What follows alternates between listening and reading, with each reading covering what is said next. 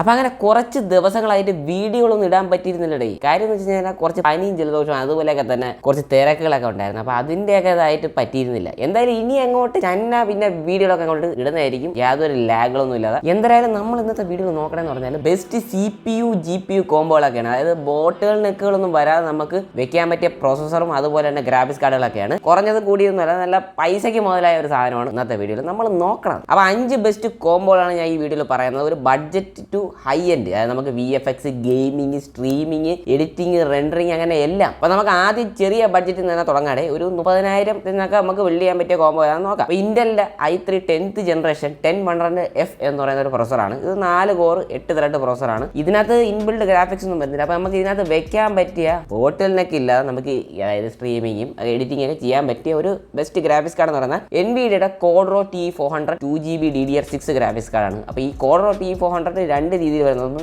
2GB ഒന്ന് 4GB. അപ്പോൾ ഇതിനകത്ത് മറ്റൊരു കോമ്പോ എന്ന് പറയുന്നത്, സത്യം പറഞ്ഞാൽ ഈ Quadro എന്ന് പറയുന്നത് ഒരു എഡിറ്റിംഗ് സീരീസിലൊക്കെ വരുന്ന ഒരു ഗ്രാഫിക്സ് കാർഡാണ്. പക്ഷേ നമുക്കത് ഗെയിമിങ്ങിന് ഉപയോഗിക്കാം, വേണമെങ്കിൽ സ്ട്രീമിങ്ങിന് ഉപയോഗിക്കാം. പിന്നെ ഇതിനകത്ത് നമുക്ക് വേറെ graphics card 1050 Ti 4GB graphics കാർഡാണ്. Quadro T400ഉം 1050 Ti ഒക്കെ വെച്ച് വയ്ക്കാനും വലിയ വ്യത്യാസങ്ങളൊന്നും വരാൻ പോകില്ല. ഏകദേശം പെർഫോമൻസ് ഗെയിമിങ്ങിലൊക്കെ ഒപ്പമൊക്കെ തന്നെ ആയിരിക്കും. അപ്പോൾ ഇത് രണ്ടുമാണ് നമുക്ക് ഇതിനകത്ത് വെക്കാൻ പറ്റിയൊരു കോമ്പോ. ഒരു ഏകദേശം ഒരു 30,000 to 40,000 അല്ലെങ്കിൽ ഒരു 35,000 ആ ഒരു റേഞ്ചിലൊക്കെ നമുക്ക് ബിൽഡ് ചെയ്യാൻ പറ്റും. വാലറന്റ് കളിക്കാം, Forza Horizon 5 കളിക്കാം, GTA 5 റോൾ പ്ലേ കളിച്ച് സ്ട്രീം ചെയ്യാം. എന്നാലും ഹൈ അല്ല, മിഡും അല്ല, ഒരു ലോ സെറ്റിങ്സിലൊക്കെ കളിക്കാടേ.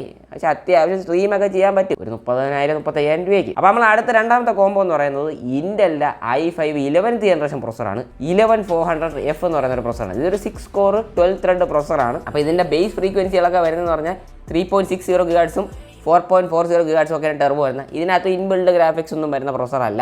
അപ്പോൾ ഇത് അത്യാവശ്യം 6 കോർ പ്രൊസർ ആയതുകൊണ്ട് തന്നെ നമുക്ക് ഇതിനകത്ത് വെക്കാൻ പറ്റിയ ഗ്രാഫിക്സ് കാർഡ് എന്ന് പറയുന്നത് ഒരു ബഡ്ജറ്റ് സെഗ്മെന്റ് എന്ന് പറയുമ്പോൾ RTX 2060, 3050, 1660 സൂപ്പർ, 1650 ഇങ്ങനെയൊക്കെയാണ് പോണത്. അപ്പോൾ ഇതൊക്കെ നല്ല നല്ല ബെസ്റ്റ് കോമ്പോളൊക്കെയാണ്. അതുപോലെ തന്നെ നമുക്ക് AMDയുടെ ഗ്രാഫിക്സ് കാർഡ് നോക്കുകയാണെന്നുണ്ടെങ്കിൽ RX 6500 XTയും വെക്കാം. അതും ഒരു ബഡ്ജറ്റ് കോമ്പാണ്. പക്ഷേ അതിനകത്ത് എൻകോഡർ വരുന്നില്ല. അതുകൊണ്ട് സ്ട്രീം ചെയ്യണമെന്നുണ്ടെങ്കിൽ പ്രൊസസ്സർ ഉപയോഗിച്ച് സ്ട്രീം ചെയ്യണം. അപ്പോൾ അതൊരു അത്ര നല്ല ഉദ്ദേശമല്ല എന്നാണ് എനിക്ക് പറയാനുള്ളത്. കാര്യം ലാഗുകളൊക്കെ വരും. മിഡ് ലെവലിൽ, അതൊരു സ്റ്റാർട്ടർ എന്ന തുടക്കത്തിൽ നമുക്ക് വെക്കാൻ പറ്റിയ graphics card 1650 4GB DDR6 graphics കാർഡാണ് NVIDIAയുടെ. 40,000 to 50,000 രൂപയ്ക്ക് ബിൽഡ് ചെയ്യാൻ പറ്റിയ ബെസ്റ്റ് കോമ്പോ. സ്ട്രീം ചെയ്യാം, എഡിറ്റ് ചെയ്യാം, GTA 5 റോൾ പ്ലേ ഒക്കെ നല്ല പോലെയൊക്കെ കളിക്കാം, ലാഗ് ഒന്നും ഇല്ലാതെ. പിന്നെ നമുക്ക് വാലറന്റ് കളിക്കാം. അങ്ങനെ എഡിറ്റ് ചെയ്യണമെന്ന് എഡിറ്റ് ചെയ്യാം. ഒരു 2K വരെയൊക്കെ എഡിറ്റ് ചെയ്യാം, 2K വീഡിയോസ് ഒക്കെ എഡിറ്റ് ചെയ്യാം, ഒരു ലാഗും ഇല്ലാതെ. നമ്മുടെ മൂന്നാമത്തെ കോമ്പോ എന്ന് പറയുന്നത് Ryzen സീരീസിലെ പ്രൊസറാണ്. ഇന്ത്യയിൽ മാത്രം പറഞ്ഞത് എന്തൊരു മോശമല്ല. Ryzen 5 5500 എന്ന് പറയുന്ന പ്രൊസറാണ്. ഇതൊരു 6 കോർ 12 ത്രെഡ് പ്രൊസറാണ്. അപ്പോൾ ഈ പ്രൊസസർ അത്യാവശ്യം നല്ല പോലെയൊക്കെ കാര്യങ്ങളൊക്കെ ഹാൻഡിൽ ചെയ്യും. നമുക്ക് ഇതിനകത്ത് വെക്കാൻ പറ്റിയ ബെസ്റ്റ് ഗ്രാഫിക്സ് കാർഡ് എന്നൊക്കെ പറഞ്ഞാൽ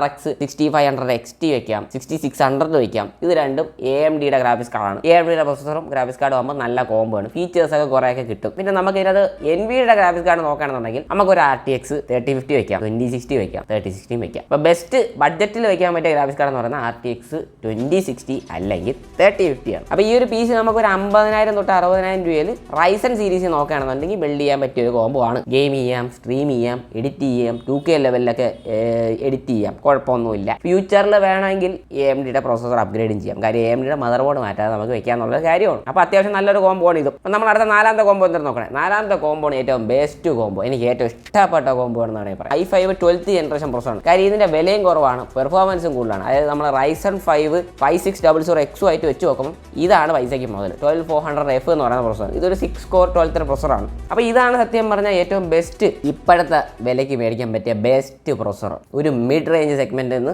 ഹൈ എൻഡ്, അതായത് ഒരു 50,000 തൊട്ട് 80,000 വരെ നമുക്ക് ബിൽഡ് ചെയ്യാൻ പറ്റിയ കോമ്പോയിൽ വെക്കാൻ പറ്റിയ നല്ല ബെസ്റ്റ് പ്രൊസസറാണ്. അപ്പോൾ ഇതിനകത്ത് നമുക്ക് വെക്കാൻ പറ്റിയ ഗ്രാഫിക്സ് കാർഡ് ഒക്കെ നോക്കട്ടെ.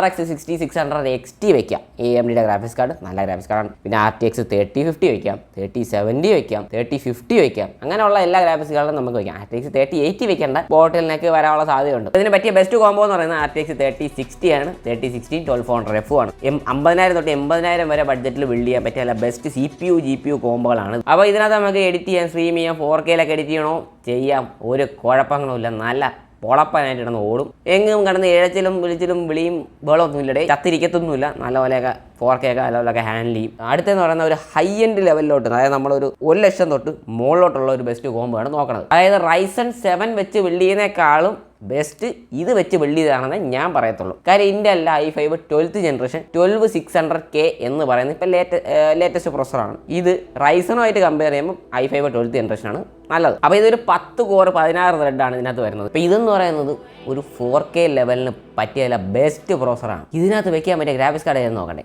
RTX 3060 Ti തൊട്ട് തുടങ്ങാം. 3060 വെക്കാം, എന്നാലും 3060 Ti ആണ് കുറച്ചുകൂടെ വേഗം ഞാൻ പറയത്തുള്ളൂ. 3070 വെക്കാം, 3080 വെക്കാം. പൈസയ്ക്ക് മുതൽ സാധനം തോന്നുന്നത് 3060 Ti ഗ്രാഫിക്സ് കാർഡാണ്. 8GB DDR6. അത് നമുക്ക് 4K ലെവലിൽ എഡിറ്റ് ചെയ്യാം, സ്ട്രീം ചെയ്യാം, ഗെയിം കളിക്കാം, റെൻഡർ ചെയ്യാം, VFX ഒക്കെ ഓടിക്കണമെങ്കിൽ VFX ഓടിക്കാം. ഏറ്റവും ബെസ്റ്റ് VFXനും റെൻഡറിങ്ങിനൊക്കെ പറ്റിയ ബെസ്റ്റ് കോംബോ ആണിത്. ഒരു ഹൈ എൻഡ് PC നോക്കുകയാണെന്നുണ്ടെങ്കിൽ 1 ലക്ഷം തൊട്ട് 1 ലക്ഷം മുകളിലോട്ട് നോക്കുകയാണെന്നുണ്ടെങ്കിൽ ഇത് നല്ലൊരു കോംബോ ആണ്. അപ്പോൾ ബോട്ടിലൊന്നും ഇല്ലാതെ നമുക്ക് ബിൽഡ് ചെയ്യാൻ പറ്റിയ ബെസ്റ്റ് കോംബോളാണ് ഈ പറഞ്ഞിരിക്കുന്നത്. അപ്പോൾ എന്തായാലും നമുക്ക് അടുത്ത വീഡിയോ കാണാം. അതുവരത്തേക്കും ടാറ്റ.